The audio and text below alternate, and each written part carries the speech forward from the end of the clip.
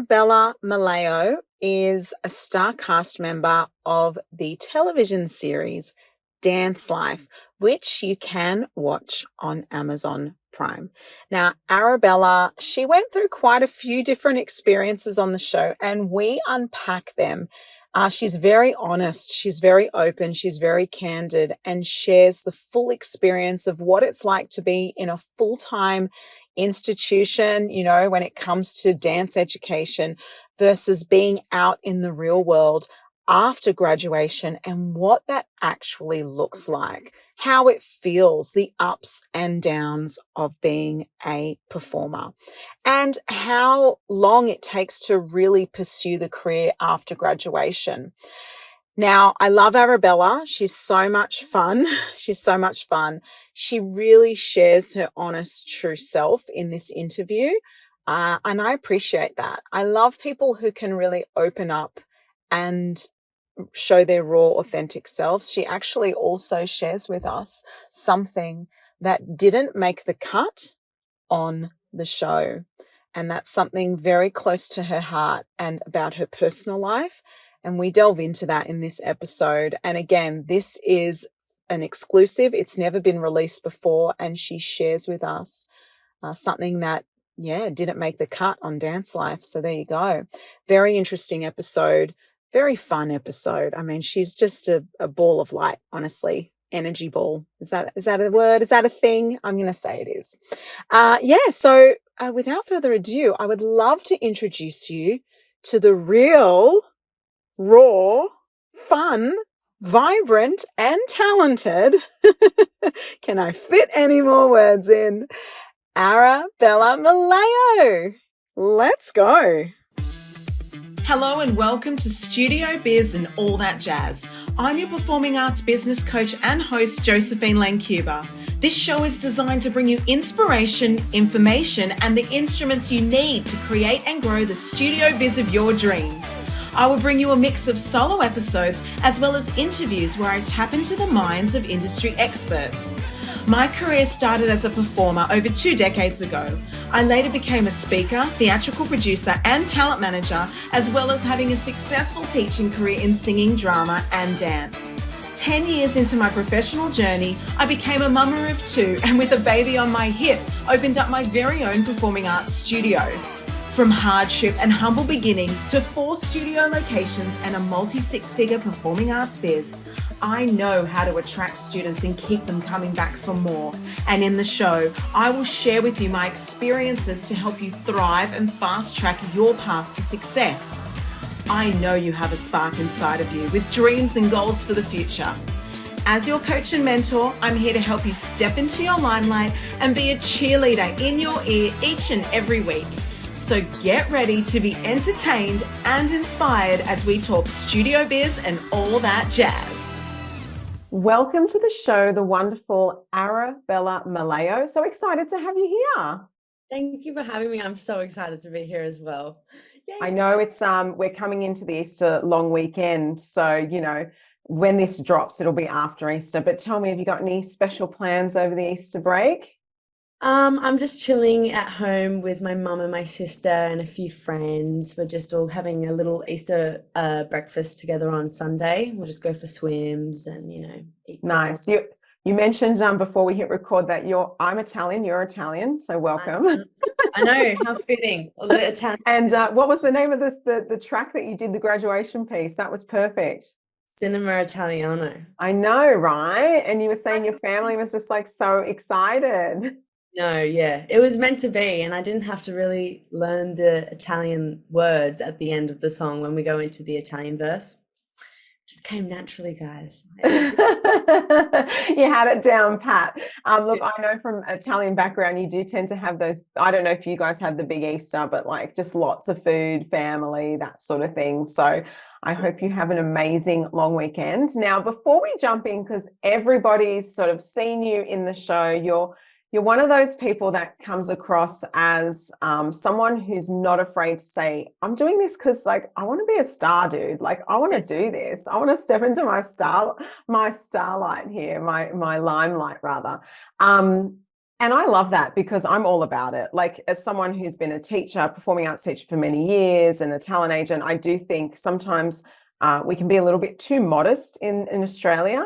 Mm. And of course, people are pursuing the arts. Yes, it's about the craft, but of course, there's an element of, I want to shine, like I want to step out and do this in front of people. So I actually loved that about your personality. I think that that's really, really fun. Now, tell me about yourself, a little bit of a background, because I'd love to know, like, how where it all began, where you're from, and how you got into this whole path of being a dancer. Yeah, totally. It kind of all started the day I was born. I came out, I had like a massive, my poor mother had a traumatic birth with me, and I came out screaming, crying, and looking around, I was basically dancing like my mom and my dad say I was dancing out of the womb. Love that for me. And then when I was about 2.5 years old, before I start, my parents put me into dance. I was really into doing one-man shows for everyone. And I'd dress up, I'd wake up at 6 o'clock in the morning, and I'd spend 2.5 hours picking out my outfits. I'd pick out my beads, and then I'd pick out my clip-on earrings and my tiara, then my dress, the handbag that goes with that, and the matching clip clop, like the plastic heels. And then I would go and I would perform for people at the coffee shop and people in the bottle shop or the news agency. And I grew up in a small beach town called Bluey's Beach. It's just about 4 hours up the coast. So it was very isolated and very community based, and there wasn't a lot of opportunity up there for any performing really. But I just spent most of my days making up dances, making up songs, making up plays, and forcing all the kids in the community to do these plays with me. And all they wanted to do was just, go play Barbie dolls or something. But I was like, no, guys, we have to make a 3-act show and a production for the barbecue tonight. Like, why is no one joining in? And so when I was about 3, my mum put me into dance lessons at the local community center, and everyone in my class was years above me. Like they were all in primary school and whatever. I was the only one my age, and I just kind of stuck it out. It Yeah. just stuck, and like I've known that this was what I was going to do since I was little. Like I'm being serious, like for fun. I really enjoyed like making up full movies and full plays. Like that was what I did in my spare time. I wasn't hanging out watching the TV. I was outside, like the beach was my stage, like Bluey's Beach. I spent all of my time on that sand, and like I just thought, I don't know, I just performed everywhere, and I still do. Like everywhere I go, it's a 3-act show constantly. I love that there's a creative side there as well. So it sounds like you're not only wanting to take on direction and do the movement and do the performance or whatever it is that you're putting out there, but you actually like to create potentially. Are you into that side? Are you looking at like choreography opportunities or directing opportunities? Like, is there another side to you besides the performer? You know what? Secretly, like I've never explored it, or I've never taken avenues that could lead to opportunities. I think I've been too scared, but it's secretly, and don't tell anyone, but it is something like deep down inside that I am really passionate about. Like, I don't know, I have so many musical ideas, and I have so many movie ideas, TV shows, even just short skits, routines. I love making up, like I listen to a song and I just see the whole thing, and it goes beyond choreography. I see the costumes, I see the lights, I see, where the set is moving from, if it's coming down stage and moving up there, and what track that's on. I don't know. I haven't actually really said that to anyone out loud before, but yeah, I I have a really am. way with people, trust me, Arabella. And listen, I love that you've just, by the way, I know you said don't tell anyone, but just so you know, there's lots of people listening. And that's okay. But you know what? That's so good that you've said it out loud. And I can't help it. Boom, sorry everyone that's listening. I'm gonna put my performing arts business coach hat on now. Mhm. Chukum, just for Please, 3 seconds, like load just me up. 3 seconds. Mhm. the way to make it in this industry is, yes, you get jobs from your agent and all that jazz, but honestly, it's about creating your own work. So if you're interested in that and you've got a platform, then go for it, because it is the most sustainable way to actually be creative in countries like Australia that are smaller networks, New Zealand, whatever, even overseas, people who create their own work. I mean, I was listening to an interview from, George Costanza from Seinfeld, the character, George, and he was saying, and in a non-comedic way, like as the serious actor man, he was saying this exact thing. He goes, people that actually want to pursue an acting career create the work. They're out there lining up the producer, the filming team, the script, and then they star in their own shows. We see it, like the Barbie movie, right? Executive producer, what's her name? The famous actor in that, Margot Robbie. Yeah. Puts it together, is part of the creative team. Who's the star of the show? Margot Robbie. It's not that far-fetched. It's actually very much done, and a lot of people do it, and it is a great way to stay in the industry long term, before the buzz of a show like Dance Life is over. To get where I'm going? Yeah. All right, cap off. Boom. No. Well, just on the tail of that, like I had Connor, who's also my best friend Connor in Dance Life. I'm sure we all know Connor Ban Murray. Connor Ban Murray, the star. His episode's dropping Sunday, everyone. Would have already dropped. So make sure you flip back and listen to it if you haven't. Yes, continue. Which I'm so excited to listen to. But him and I last year created just like a little reel on Instagram called Original Sin, and it was just a dance to In Excess. We choreographed, but I had a dream. It was that whole reel, like concept video we did, was a dream of mine. Like I woke up one morning and I dreamt that video, and I texted him and I was like, we have to do this. So we lined up my friend who's in film school to do that, and then we got a friend to find a venue, and I just tried to it was such a fun process, and it took forever. Like that 3-minute video took 8 or 9 months to finally put together, but it was one of the most fun things I've ever done as a passion project. And I just have so many more ideas. Like Connor and I, we've got this idea that we may or may not be pursuing when I go see him for a Dance Life workshop. But I don't know, I've got things lined up, and there's just video. I just have so many things I need to do and want to do, and now I feel like I have a platform that I can do that, and it could go well, but I think I just need my own personal confidence in it. I think I just need Totally. And that's like anything, isn't it? I mean, we see the ebbs and flows of the confidence in all of the cast as well on Dance Life. We see it it's such a thing for performing artists, isn't it? Just having these moments of greatness and I'm going to smash this. I'm stepping into my limelight versus I don't know if I can do this, And actually I would love to talk to that, because in the show you do talk about how hard it is. There's a moment where you're like, this is really hard. Yeah. But then you're like, but I love it. Yeah, I do. So hard. What is it? Is it the training? Is it the schedule? Is it the judgment? The potential rejection, the competition? What about the whole thing, from college through to industry? What is it that makes it hard? I think it's an umbrella of all of those elements. I feel like the umbrella is the commitment to the craft and the industry and the job, and then everything from confidence, stamina, just the hours, the physical energy, and all of everything you have to muster up internally and externally. It all falls under just a massive umbrella, and there's not one thing that makes it harder than the other. Does that make any sense?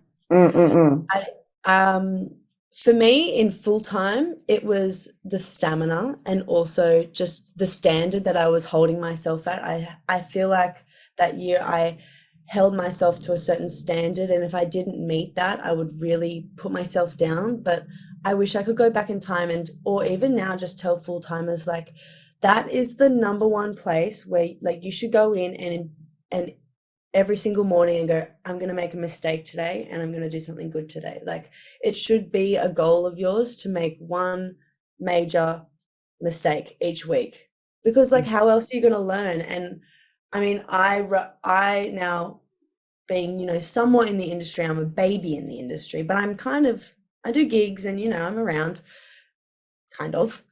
I'm getting there. But I'm so glad that I made those mistakes in full time and let myself, but also I wish I made more mistakes in full time, because now I make them outside and I go, I'm in a professional setting, I should know better. But then again, you have to go easy on yourself, because, you know, this is a very much, once you're out of full time, you're on your own. You've just been spat out into this big wide world. And I mean, you can ask for help and you have people and friends around you. There's such a community, but at the same time, it's a free for all and everyone's out there for themselves. And you kind of have to figure it out on your own. And so if you're able to make those mistakes and get into that trouble in full time, it's so beneficial, I think. And I've completely just No, I love that. It's so true. I totally hear you. I actually think, you know, it's learning, right? Failing and learning. It's all Yes. learning. So I think that's very, very true. And I think that's something, I mean, a lot of studio owners and teachers listen to this particular show. And I also think that it's so important to allow those mistakes to happen in the classroom and for it not to be punishable. I think that when we do that, it means that people are afraid to make those mistakes, but the mistakes made in the classroom are where those mistakes are meant to happen. Yeah. You know, better in here than out there, right? Having Yeah. said that, you're gonna make them out there. Like, no one can actually prepare you for the real world of working. And I think that goes for any industry. I don't think it matters if you're doing an accountant's degree at university and then you go and be an accountant and you stuff up someone's books, right? You got to go through it. I just think that's just the way it goes. But there is a lot of pressure, and we saw that. We saw the pressure on Dance Life. Like, you know, for example, and I spoke to a couple of people I've interviewed during this this interview series, which is, by the way, we're on the 6th one. Can you believe it? This is the last one with Arabella. So yay. Thank you, Arabella. Our very last stop on this series. But yeah, I just think, you know, there was some intense moments, especially like when it came to getting into Jazz 1 and all of these pressures. What I will say though is, and you're smirking because it is a bit funny when you think back, surely. Like, oh my God, why did I even care so much about Jazz 1? But yeah, no, but it's that funniness about it, because there are people that didn't make it into Jazz 1 that I am, and I don't know, but I'm going to say that I'm certain, are working. Okay. Oh, yeah. That's ridiculous to think. And see, when you're in these institutional bubbles, right? Yes, it's opportunity, it's extra learning, it's an experience, but it's not the end. It's not the be all and end all. But when you're in it, it feels like it is. It feels like it is. Yeah. What was that like? That feeling of, you know, you're either, you know, you're going to make it or you're not. You know, that feeling of that, I can't think of the word, but you know what I'm talking about. The stakes are high, right? So what does that actually feel like? Like, what is that like when you're in that environment, that institutional bubble? That's a really hard question. It's actually quite a difficult one, because you're so immersed in it, it becomes a reality. It almost becomes, well, there's no other way of life in the most extreme form. Like, I don't know, getting into Jazz 1 was like, well, if I don't get into this, you know, there's basically no point in me doing this whole full-time year, because why would I want to be in Jazz 2? I mean, I'm not training, I won't be with the best group. And I don't know, it was just, I actually really don't have an answer for it, because it was my reality for so long. Like, I went to BSA at Brent Street, which was year 10 to year 12. And then before BSA, I was at Brent Street since I was in year 7. So I did my whole high school life plus a year after was at Brent Street, and my whole teenage hormonal growing up years where, you know, I'm figuring out my identity and my place in the world and what the world looks like and how society works and runs. My society and my whole world was shaped around that building and what happened in that building and what I was told. And so we graded in after school dance at Brent Street. We were graded as well. We had jazz 1 and jazz 2, and then we had lyrical 1, lyrical 2, we had contemporary 1 and 2, hip hop 1 and 2. Everything was graded for Stedford pieces. And I think that it was like, if you were in 1, great, you were part of the cool club, you had the friends, you were this and that, and you had the cool costumes, you had the great teachers, or you had the videos from class that you could post after school, and, you know, oh, I had this, thank you so much for this class. And then you were in, if you were in 2s, you were kind of forgotten about, or there was not much attention, or you didn't feel like you were being worked hard enough, or the people in 1s were a little bit, you know, I'm in 1 and you're in 2. Like, I spent some time in hip hop too, for a lot of like year 7, year 8, year 9, and then I was in a few 2 classes while I was growing up in the early stages of high school, and like that had not a negative effect. I'd actually say it was quite the opposite. It really slapped me across the face and was like, work harder, because there's actually no other possible way to do it than to be in 2 next year. I mean, to be in 1 next year. It was like, okay, well, I'm in 2 now. Like, that's a bit of an ego bust and a bubble burster. But next year, I have to be in 1, because there's actually no other way of it being. Like, I have to be in 1, because that's where the cool people are. That's where all of the cool teachers are. That's where all the cool costumes are. And that's where all the opportunities are. And that's where the first place is. And blah, blah, blah, blah, blah.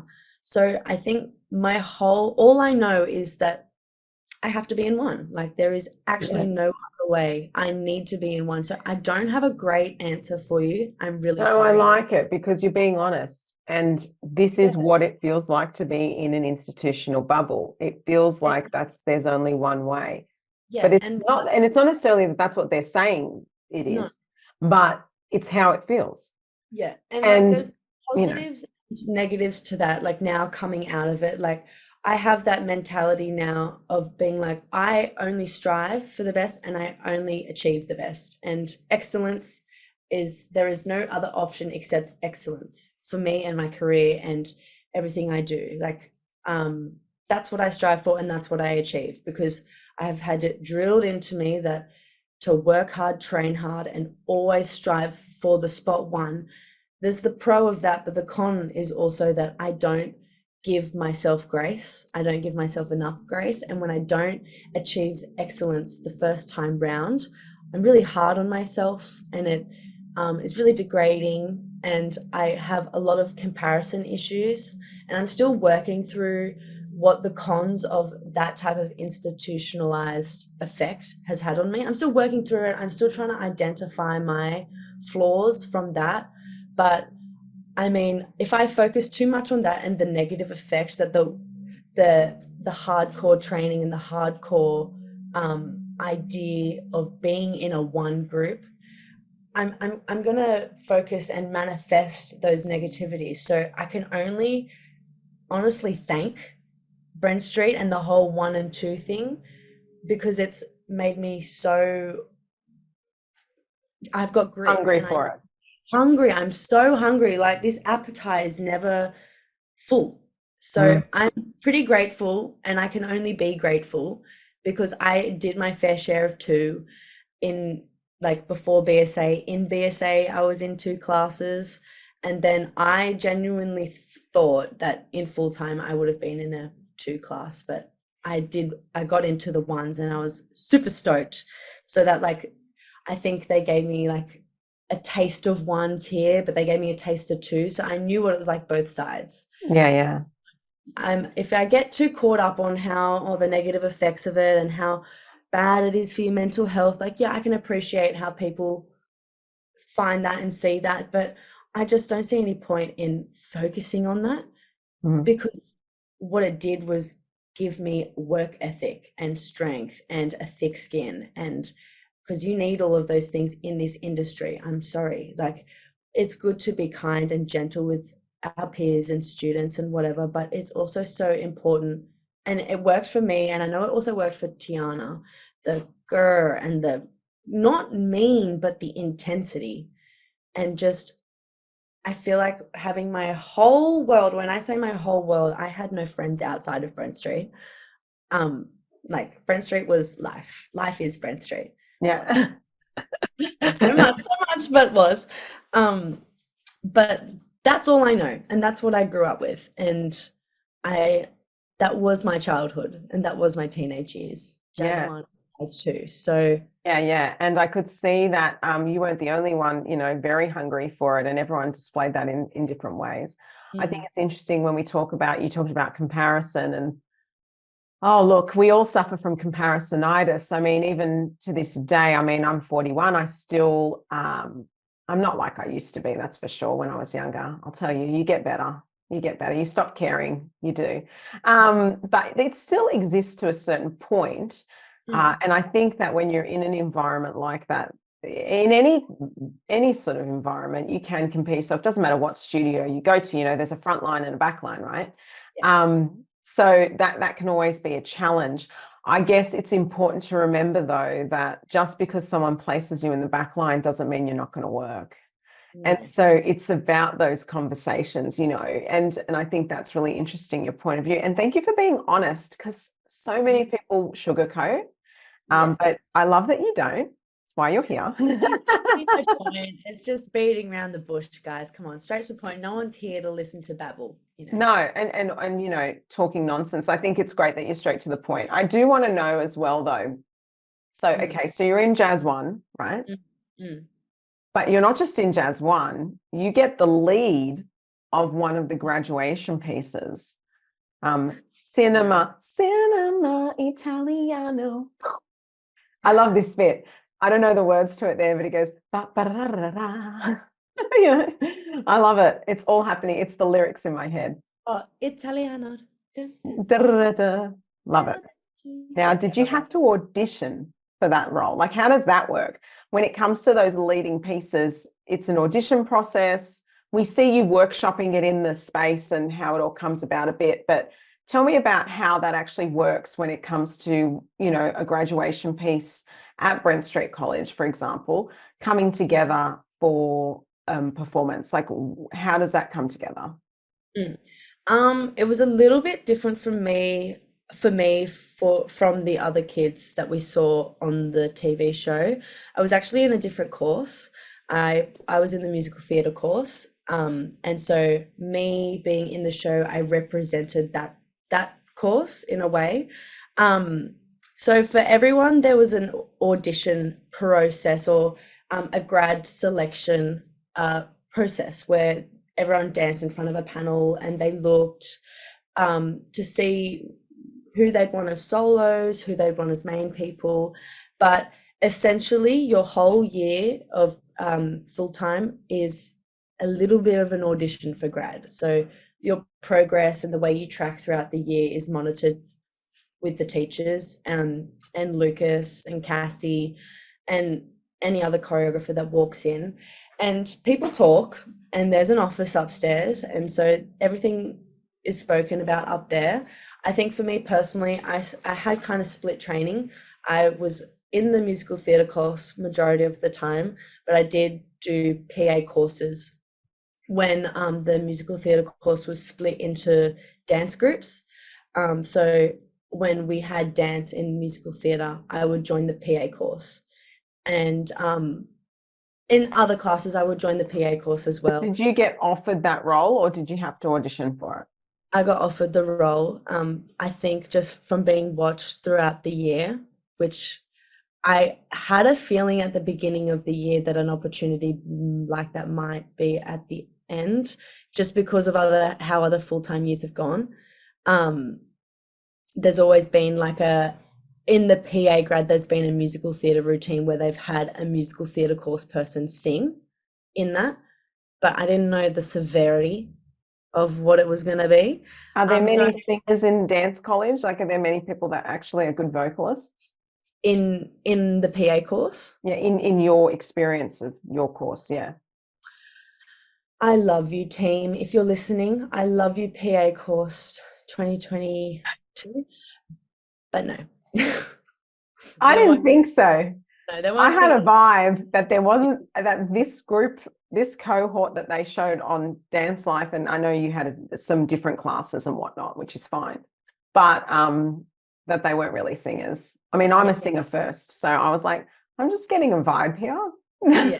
No, they weren't singer first. I mean, Max Simmons is like the most underrated singer, I think, ever. Like, he actually is a good singer. And I don't know if anyone noticed in the show. I'm like, no, you are a good singer.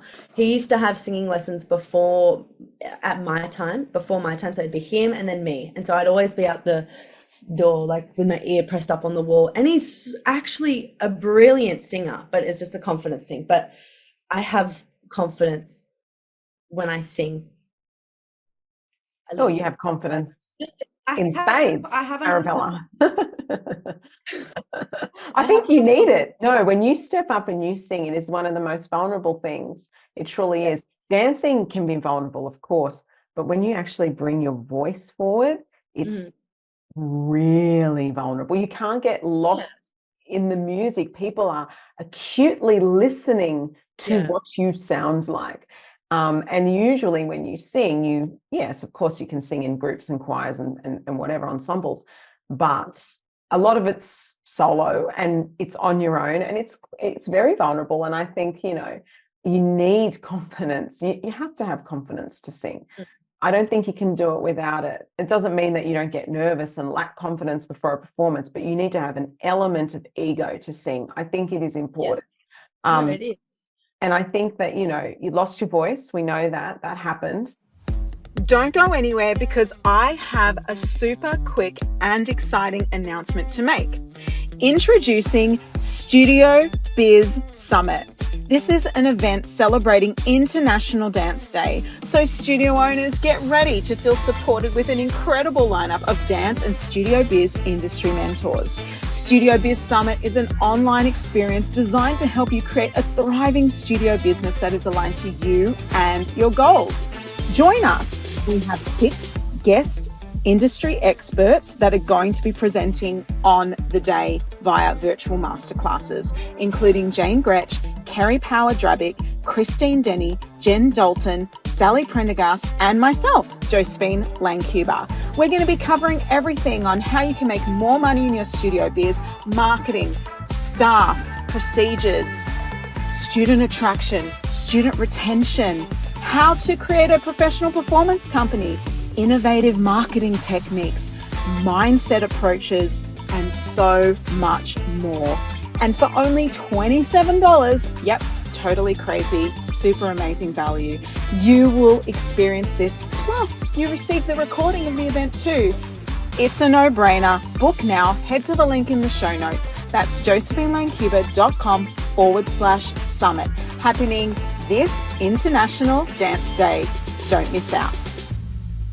That must have been awful for you. I can't even imagine what that feels like to be sick in such a high intensity environment, but also it's being televised. That's crazy. When you watch that, did you watch it back? Like, when you watch it back, do you feel like you faked it till you made it? Like, what's it like watching it back? I can't watch it. It's so hard. I still go, oh no. Like, I freak out when I watch it. Because it was just so traumatizing, like emotionally traumatized. I don't care that I was sick and whatever, or how hard it physically was. It's just emotionally traumatizing. Yeah, I think that I just can't watch it. It makes me feel weird. But I think I just went adrenaline overdrive. I mean, I couldn't not attend. I couldn't just be, oh, sorry guys, I'm gonna just chuck a sickie. Well, they let you have a pre-recorded version of the song, which was pretty cool. I thought that was great, that was already organized. Well, it actually wasn't. So I know. So the story behind the pre-recorded thing.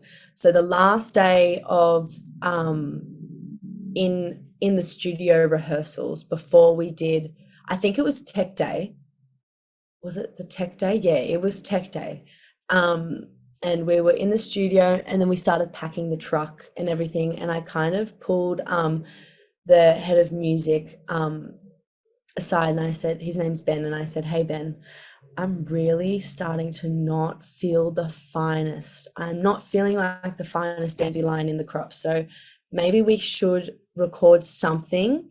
It was like women's intuition or something. Something kicked in me, and I said, I really just don't want to jinx this and just wake up tomorrow morning if I'm sick and we don't have a recorded version.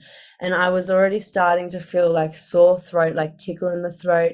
So we quickly ran down to the basement at like 5 o'clock, 6 o'clock at night, and just for an hour quickly smashed out a recording. And lucky we already had backing vocals recorded with the MT kids for the track that I was going to sing with. So we just used that track, and I recorded some emergency vocals over the top, and lo and behold, I wake up grad day and I'm a mess, and luckily I have great intuition. Yeah, that's a great backup plan. You were so lucky and fortunate to even have that resource available to you. Which is good. I mean, Brent Street's great like that. They have so many great facilities, like to have a recording studio so easily accessible, and a teacher that just knows how to do that. Like really quickly in an hour, we just smashed that out downstairs in the costume room. Like it worked out serendipitously. Like I couldn't avoid being sick, but it's just about being smart with it. You can't be scared about speaking up in the moment. No, absolutely not. What do you think was the biggest lesson you learned from your full-time experience?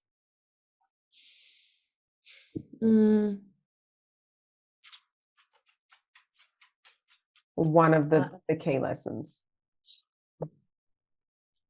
Don't take advantage of your time in full-time.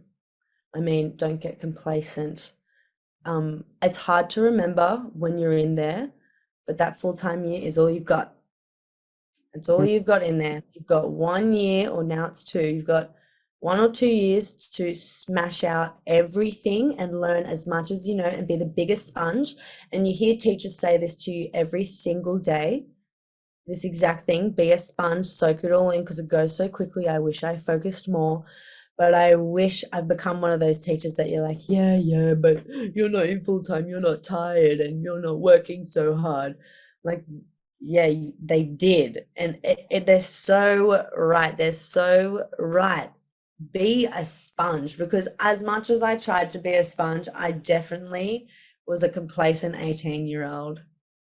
Yeah, but that's an age thing, it's an age thing, but I get what you're saying. It's sometimes we go through these experiences and we don't actually leverage it as much as we could, or milk the opportunity, or absorb as much as we can. I mean, I did full-time college. I did 1 year, not at Brent Street. I went to ED5, and I went to another college in Melbourne. I don't even know if they exist anymore. This was a long time ago. DW 301. Don't know if they're still around, but anyway, full-time college, both here and in Melbourne, in Sydney and Melbourne. And yeah, it's interesting because there's so much that you can take away from it. I think the biggest thing, if I'm looking back as my mature self, I think the biggest thing, and this goes with anyone, any point in your life, if you only ding on this now, is I have realized only recently that one of my key superpowers is that I'm a connector. Yeah. And I'm very good at, like, not just networking, but building community and relationships. And so, and reaching out to people like this series. Like, I've met Jade, we've talked, we've chatted, we've mingled, and I made this happen. I've got a summit coming up of other industry experts, and it's just people I've met along my path that I can contact you, because I keep in touch with people. Even if it's through social media, I might drop them a message, text them once every year, it doesn't matter. I like to stay connected. I think that's a powerful tool, because you don't know who, especially at your age, Arabella, you don't know who's going to be the next director, the next choreographer, the next lead role of a show that gives a good word to the casting director. Do you get where I'm going with this? Yes. You're Yes. at that pivotal point of your career where these people that you mingle with today could be the people that employ you or that you collaborate with tomorrow. And that is powerful. It's about those connections. And I think too often, like you said, Jazz 1 and Jazz 2 and the people looking down on Jazz 2, some people, not all, I'm sure, but there's this hierarchy in our industry through the education process. I know I've been through it in a different institution, but still it's an institution, right? Mm-hmm. And so you have this hierarchy. Guess what? Some of those people that didn't make it to our, whatever we called it back then, I can't remember, it was 20 years ago, our one group, are actually casting directors, or that, you know, they may not be the best actor. They may have not been the best dancer, but now they're the filmmaker. And so treating them poorly is a really bad idea, because often it's the people in the 2 group that may not have been that performer that go on to be the creators. And so that's the lesson, y'all. Don't bite the hand that feeds you tomorrow or something. What's the saying? You know, I never get sayings right. I really clicks to that. Like, that is something I think about every single day. Every single day. It's been my Roman Empire since the first time I heard it all those years ago in Brent Street when I was 13. And I think about it now, and I'd always think, I was always in the 2s when I first started out at Brent Street. I was in 2 groups for a lot of things, and I wished I was like the cool 1 people. I thought they're the ones that are gonna make it. And, you know, some of them were not the nicest to me, who were in the 1 group and were the it kids. And not tooting any horns right here, but maybe I am, subtly. But I'm now where I am, which is, you know, bottom of the food ladder right now, but in my we're going to get there, by the way. We're going to find out where you are in just a sec.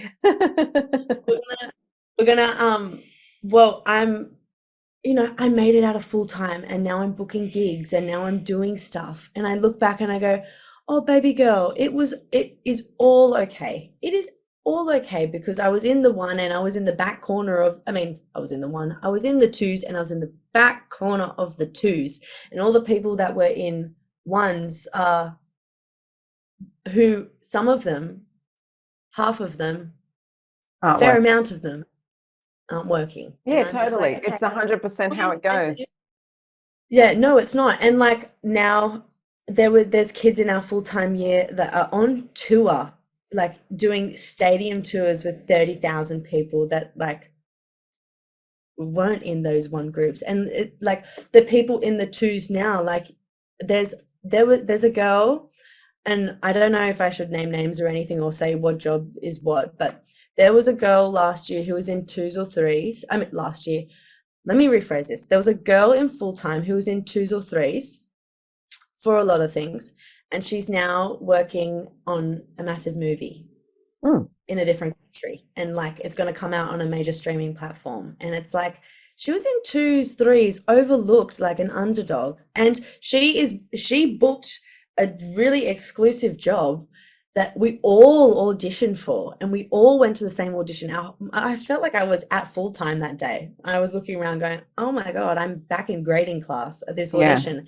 And this girl who everyone overlooked booked this massive movie job where they hired like 13, 14 dancers. And it's like, you never know who the person you're standing next to is going to become. It is so true. And I never forget the first time I heard that, when Lucas said that to us in, I think it might have been a Paris Cav class on a Monday afternoon. But when he said that, I was like, that is so true, because I was in 2s and I was like, I don't know what I want to be. I still don't really know where I want to go. Like, I don't know if I feel like I want to cast things, but I want to produce things, but I want to star in things too. Like, you just never know which direction someone is going to take. You have, like, it doesn't hurt to be kind, guys. It really doesn't hurt to. No, it doesn't hurt to be kind. I do recall some of those people, because I was in the 2nd group. I can't remember what we called it. but it's like I was in two, basically. Yeah. And yeah, and a lot of the people that were the ones to this day, they actually are not working. Maybe they don't want to, and that's okay too. But my point is, I think I was very often overlooked, but I went on to actually have quite a career. I worked, I still work, like it's just, it's phenomenal, that perception. And it is a young-minded perception. It's an institutional perception that the more talent you have in the genre of the program, that means the more successful you'll be in life. But success is determined by the person who is having their life. Like if success means I'm going to direct a film and not be the actor, then that's success. Like I think we need to change what success means, especially in a creative environment where people are learning and growing and looking at the whole scope of the industry, not just through a performance lens. So I do love that. I love your honesty, and it's really brought up some of those memories. Oh God, I love that song. Oh my God. Can I just take a little detour here? So I loved Memories. I grew up listening to Memories. It was like one of those songs I used to like cry about it and like just sit there as my little primary kid self with the music and just be, oh my God, I just love this so much. Went to go see Cats the musical as an adult. Finally, I'd never seen it. I love musical theatre. I'm a musical theatre nerd. I did not like Cats. I know. I fell asleep a little bit. Now, yes, that's the only time it's ever happened in Cats. That is bad. Oh, and once when I went to see an opera, which is really bad because a friend of mine was performing it.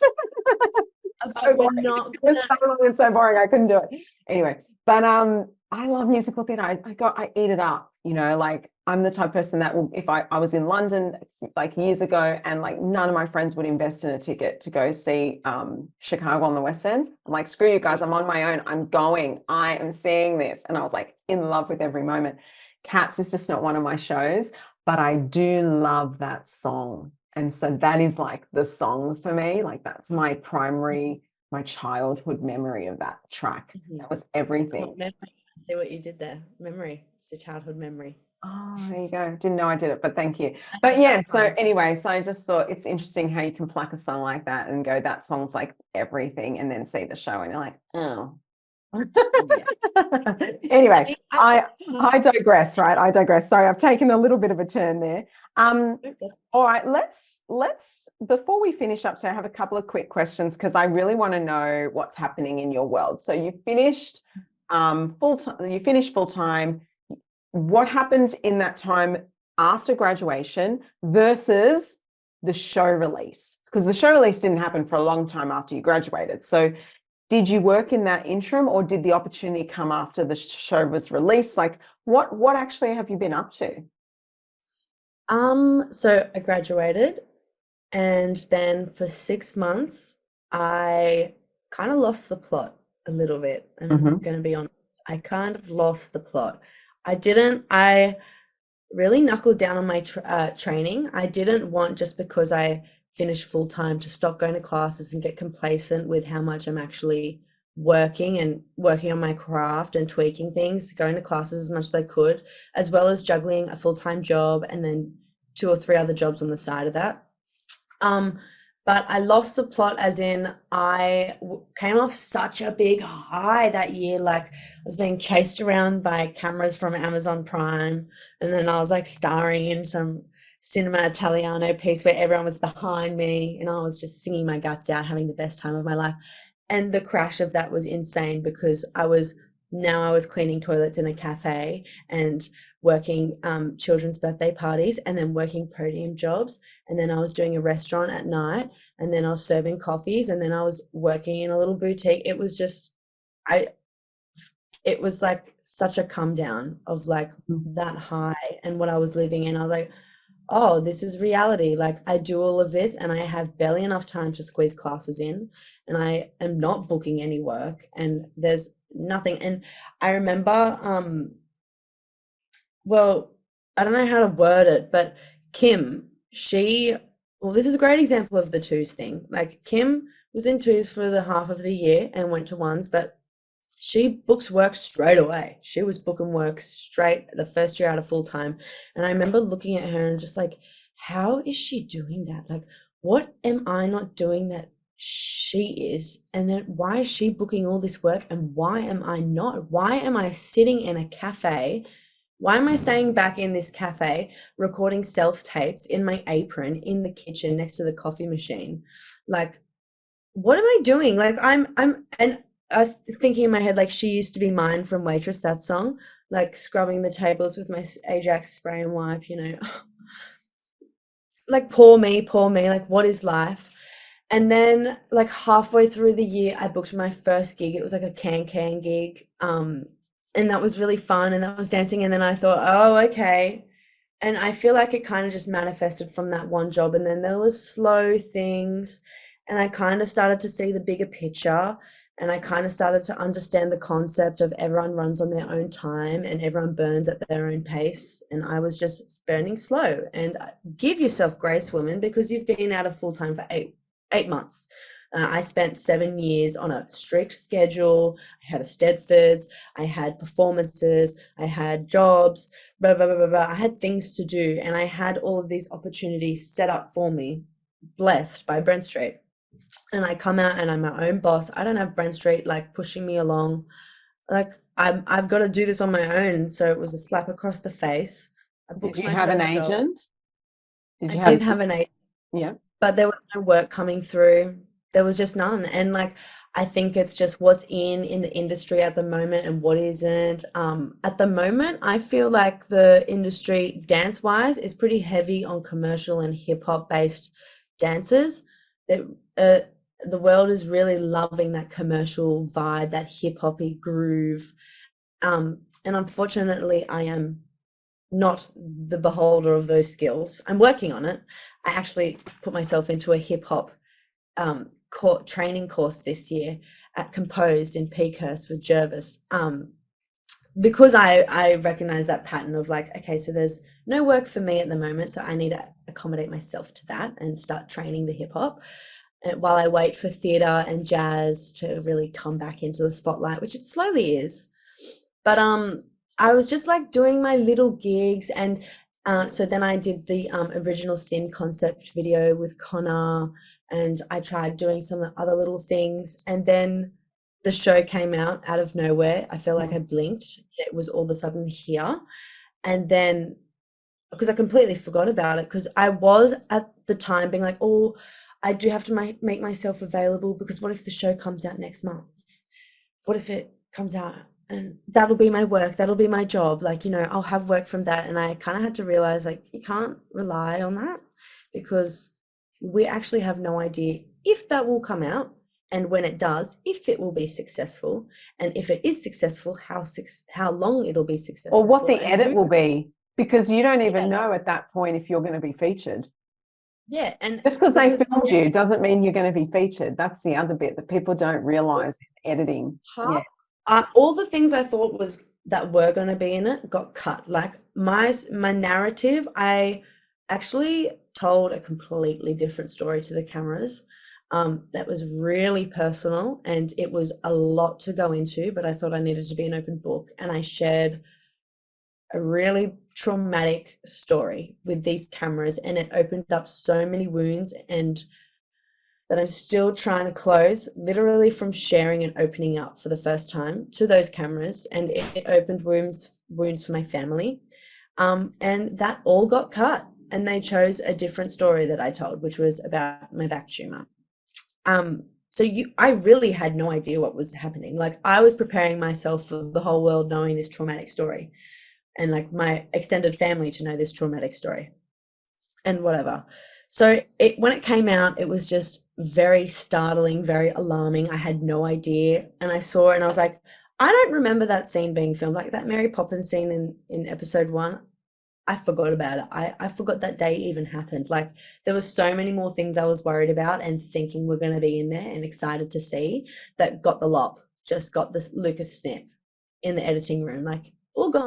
Can I say, with, you know, a lot of people did share traumatic experiences through the show, but it's all variant. Do you feel like, was this a family related incident? Like, is there anything that you'd be willing to share, or is it a closed book at this point? I mean, I'm pretty open. I've done it once, I'll do it again. But it was a family related thing. I just I don't know how to word it. I experienced a lot of abuse as a child. My family were involved in domestic violence, and that had a massive effect on my performing arts career, how I go about that, my confidence levels, and my living situation. Okay, I'm going to say something kind of crazy, scary, and wild. But when we started filming, when they approached me to start filming Dance Life, I was actually living in my car in full time. So I would park at Malabar in the public car park, and I'd sleep in my car, and I'd have showers at the beach, and sometimes I'd sleep in the Brent Street car park at the entertainment quarter, because I was leaving that situation essentially. And so it was just a massive, all of that was going on in full time as well, and then being filmed. Anyway, so when it came out, and I had been preparing myself for my extended family to know this information, the world to know this information, like it was really scary. And they spoke about my tumor, which was kind of like a breath of fresh air, but that was stressful as well. But in a way, I'm really grateful that they didn't share that story. I think it took me on a completely different trajectory in how I'm perceived in the public eye, I think, and how I was perceived in full time. I think I could have been caught up in all of that, and I don't want to be tied down to my past and my story and all the goo goo gaga sad things that happened and whatever, because It's not goo that goo happened. gaga. It's not goo goo gaga sad things. I want you to know that it's okay to share it. I've been in a similar situation and only started sharing recently. So the fact that you're young and you're sharing is really brave. I think we're in a different space where we can share these things without the intense judgment. I know 20 years ago I wouldn't have wanted to share it, but now I do. I think as well, like I speak of, there was 6 months where I was couch surfing and didn't have somewhere to live when I was probably about your age, actually. So I really can resonate with that.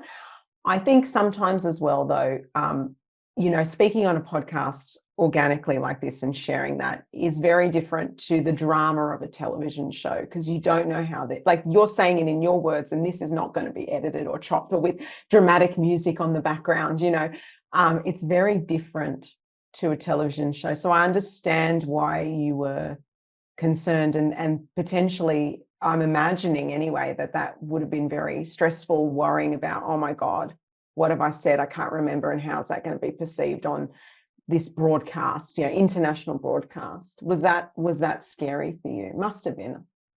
Yeah, it was super scary because my family has, not a lot of my family actually know that my immediate family went through that. So I was like, oh my God, my uncles, my aunties, my cousins, my grandparents are going to find out that we went through this and I spoke up about this. It was just a lot of stress. And I think that also held me back in how I went after I graduated, because it was just Naturally. the everyday wake. What did I say about my experience? Like, did I overshare when I told stories? Like, did I say something so crazy and so wild that it needs trigger warning or something? Like, oh my God, are they going to hate me? Are they going to resent me? Like, whatever, rah-di-da-di-da. It was just waking up every day thinking, what are they? And just quickly derailing. It just makes me more and more in awe of Emily. Like, the more and more I think about it, because she shared a story that is not similar but has similar energy, and she didn't tell anyone. I swear to you, no one in full time, none of the teachers knew that these were the circumstances that she was living with and dealing with. And we just thought she was this sweet girl, so kind, super cute and funny, like great little dancer, a little pocket rocket. We thought she was great, like our friend. We had no idea. And I know that like some of my friends knew what I was going through, about Connor and Lily, and that was it. But no one knew what Emily was going through. And no one had a clue that that was happening. I had no idea. And to think what she went through every single day she woke up for that whole year, something similar how I felt, like just anxious, but she would have been tenfold. And like how brave she was to share that story. It took me like, it made me feel sick every time I spoke about it, and it kind of still does, but she was so brave to share that. But I think it was so important that she did. Half the point of me even opening up about my story to the cameras, it didn't get put in, but my intention was for other little girls, little boys, little children out there, if they watch this show and they're going through something similar, because you just never know what goes on behind closed doors. You really don't. I mean, I think people look at my family back in the day, like we'd go to competitions and, oh my God, you're so perfect and everything. But I'd go home and it was just completely not what people thought. Explosive. But explosive, yeah. And I just wanted little girls and little boys and little children to know that, like, it does not matter how you grow up, and it does not matter what circumstances you come from. If you are passionate about something, just go do it. And if that is your little out, then you chase that out, and like there will be people there to support you, and if you want it, it will work out. I just wanted people to know that like it's okay to like pursue something like this, and under your circumstances, like you just have to believe that it is possible and you can go after it. I just wanted to normalize coming from a background that doesn't really associate much in the now I've spoken about it more with friends. Like I know that people come have their own stuff and everything, but when I was a kid, I thought I can't be anything amazing because I don't come from a stable family and I don't have all of the money that it takes to like send me to these schools and everything, and the circumstances. Like sometimes it was hard to get to dance, or like I had injuries that weren't from dance and I couldn't go because I was, totally. That was the intention. And I think that was Emily's intention as well. And to hear the feedback that she's had, it's like she did that for all of us. And it's so emotional, and I could get emotional, but I'm not going to, because it's a really positive thing what she did. And she spoke for thousands, if not a few million kids all over the world, and adults. She spoke for so many people and shared like her injustice and her adversity, and said, and I'm still like following a dream. Like just because something sad happened to you doesn't mean that you stop. Do you know what I mean? No, absolutely not. I love that. And, I think it's a really powerful message as well. And I want to say thanks for sharing it. I think it's really important. Having gone through that now and coming out the other end, you mentioned that all of this experience led to that kind of turmoil after graduation, because there was like a plummet of energy, but also you were kind of overcoming this situation, your personal life. So you've got your professional life, which is like, God, what happens next? You've got the personal life, which is, you've come from a traumatic background and it's a little bit in turmoil. And, that first 12 months was a bit, how's it going? Let's just say. Indeed, yes. What happens next? The show comes out and what? And the show came out. And the show came out. But what happens for you? Did you get opportunities? Was there any sort of fans messaging you? Like what happened after it actually came to fruition and the show has launched? You found out that private information hasn't been released, so there's probably a bit of relief there emotionally, right? And then you're getting some momentum, starting to book work. But what happens next? I just started getting so many messages, and just like the followers just went up, and keep going up, and then the opportunities are flowing in. Like I'm having companies message sending me makeup packages and sunglasses and all of these fun things that like when we were kids, like this generation of like young adults, we used to like sit in our bedrooms and pretend to do YouTube videos where people send us makeup packages and fun clothes to try on. Like that was the games we used to play when we were like 8 or 9.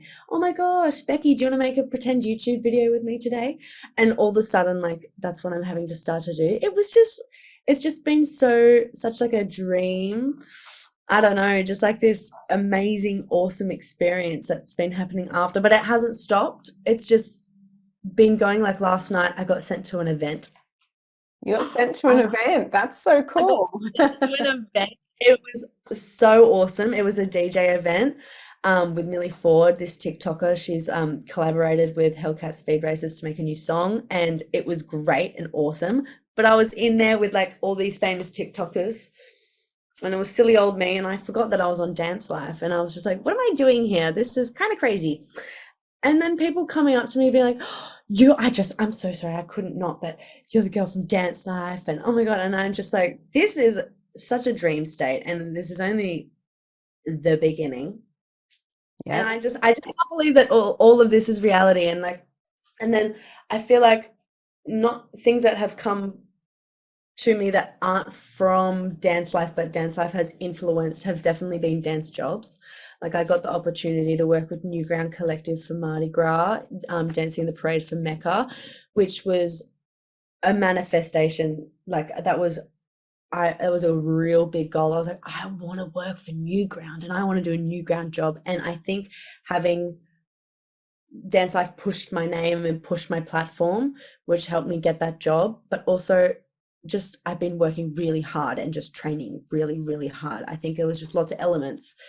I think that how much I've trained and worked so hard after full time, how much effort I've put into my career, and all of that working hard, all of that training that came afterwards, and now this opportunity of having a platform that Dance Life has given, it all has just meshed perfectly. It's almost like the universe had a bigger plan for me, and the alignment has been perfect, and everything's working together now. So I've been able to have this platform from Dance Life, and I work my butt off every single day on my craft, and it's just working hand in hand now. And there's just gigs kind of flowing in, like small little corporates, and then there's like things like the Mardi Gras, and there's things like events and promotional things. It's just, this industry is so much bigger than I kind of thought it was. That is so cool. That is so cool. And it keeps flowing and flowing. I love that.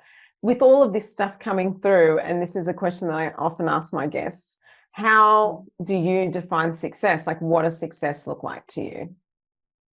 Well, I think in the creative arts, I think having a generalized idea of success is pretty silly, because creative arts, anything creative is interpretable.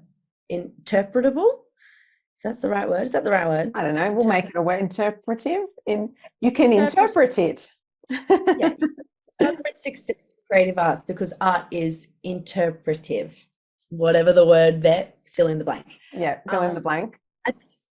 My version of success is Hollywood blockbuster, Grammy, ARIA, Oscar, billboards, my face being household.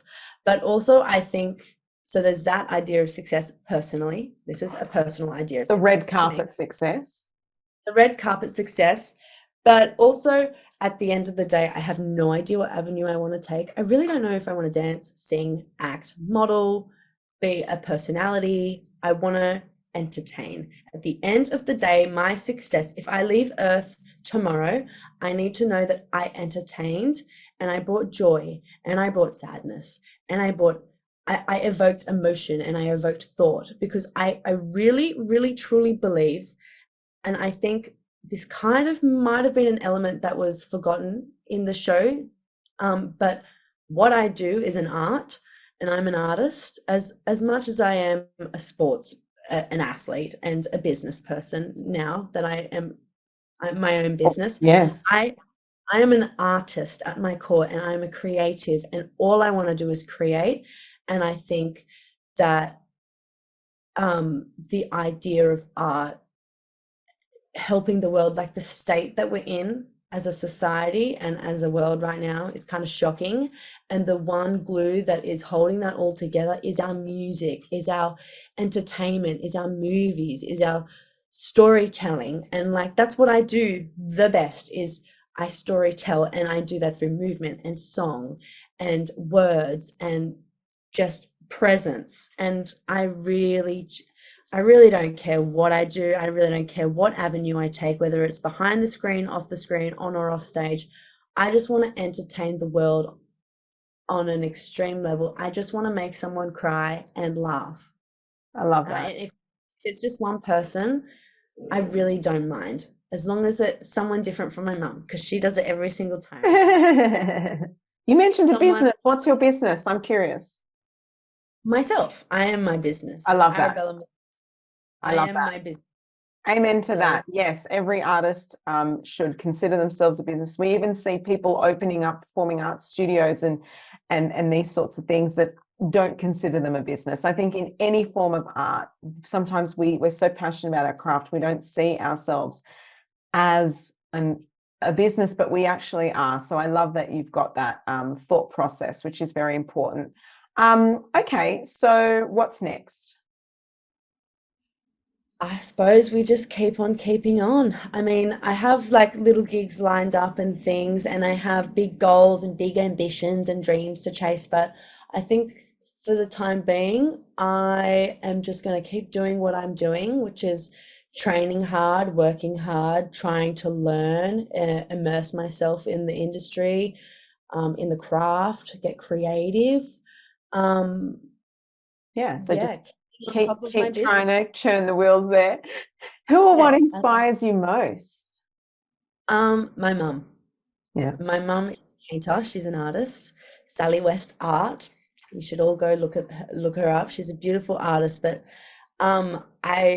she's been a painter as long as I can remember, my whole life. And watching her come out, sell paintings out of our garage in Bluey's Beach, to being in Vogue magazine, having international galleries represent her. She's verified on Instagram. She's almost got 100,000 followers. Like, she's on radio shows.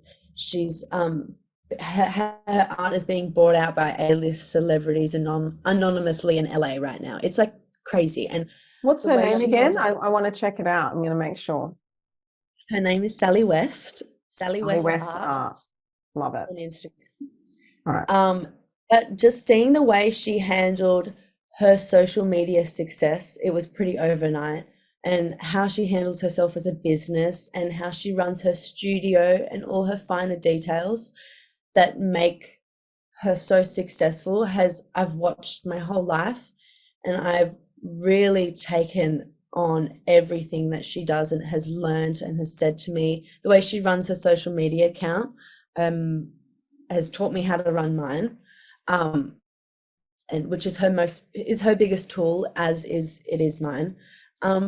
But my mum, just seeing how she is so humble. She's probably going to listen to this podcast and come in here and smack me silly for talking about her, but she is so humble, and she's so elegant and graceful and kind, and she's beautiful to every painter in this industry. She has a lot of painters in the world that, are a bit jealous of her because she didn't go to art school, and she grew up on a farm, and she didn't have the tools and the painting kits and all the nice things. She started art on her own, and she built this enterprise and her empire all by herself.